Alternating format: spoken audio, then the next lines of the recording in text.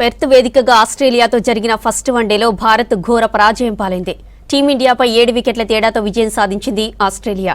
Toss ఓడి బ్యాటింగ్కు దిగిన team India 26 ఓవర్లలో 9 వికెట్లకు 136 రన్స్ చేసింది. భారత బ్యాటర్లలో కేఎల్ రాహుల్ 38, అక్షర్ పటేల్ 31 రన్స్తో పర్వాలేదనిపించారు. మిగిలిన బ్యాటర్లంతా ఇలా వచ్చి అలా పెవిలియన్కు క్యూ కట్టారు. రోహిత్ 8 పరుగులు చేయగా కోహ్లీ డకౌట్ అయ్యాడు. గిల్ 10, శ్రేయస్ అయ్యర్ 11 రన్స్ చేశారు. చివర్లో నితీష్ కుమార్ రెడ్డి 19 పరుగులు చేశారు. ఆస్ట్రేలియా బౌలర్లలో హెజిల్వుడ్, మిచెల్ ఓవెన్, కునెమన్ 2 వికెట్ల చొప్పున పడగొట్టారు. మిచెల్ స్టార్క్, నాథన్ ఎలిస్ కు చెరో వికెట్ దక్కింది.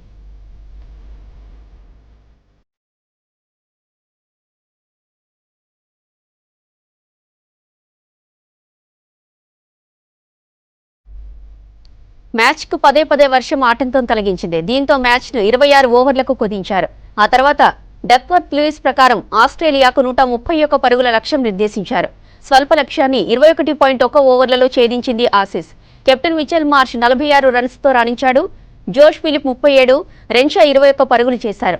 భారత బౌలర్లలో హర్షదీప్, అక్షర్, వాషింగ్టన్ సుందర్కు తలో వికెట్ దక్కింది. 3 వన్డేల సిరీస్లో ఫస్ట్ వన్డే గెలిచి ఆధిక్యంలో నిలిచింది ఆస్ట్రేలియా.